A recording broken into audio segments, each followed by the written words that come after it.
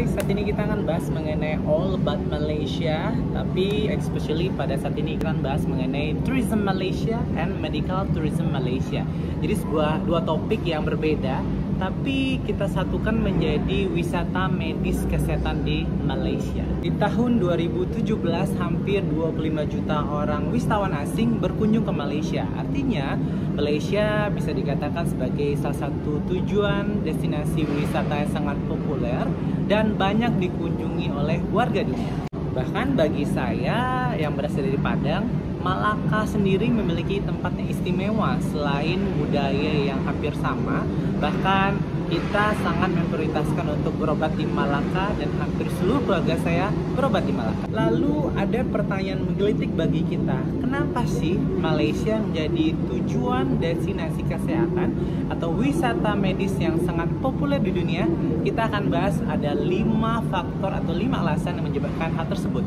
Pertama, biaya yang terjangkau atau biaya yang murah. Seperti kita ketahui, menurut Malay Mail Online, operasi transplantasi jantung di Amerika di tahun 2007 menghabiskan 7.000 sampai 200.000 US dollar, sedangkan di Malaysia hanya membutuhkan 9.000 US dollar, tentunya dengan fasilitas dan tindakan yang sama.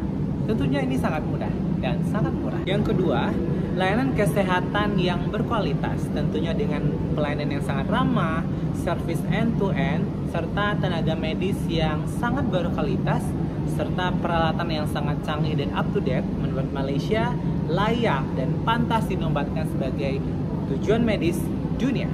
Yang ketiga, yaitu pendampingan pasien.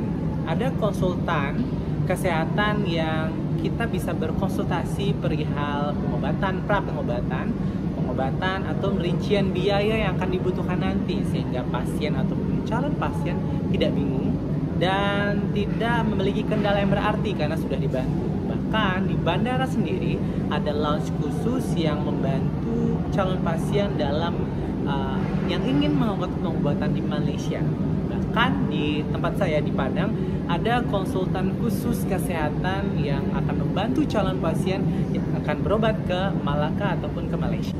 Yang keempat adalah interpreter dan Muslim friendly.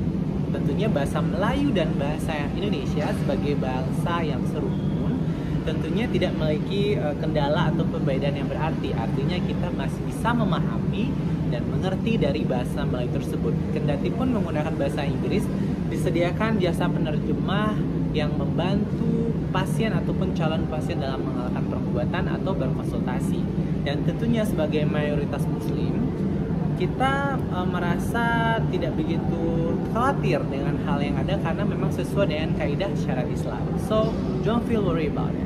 Dan yang terakhir adalah destinasi wisata yang menarik.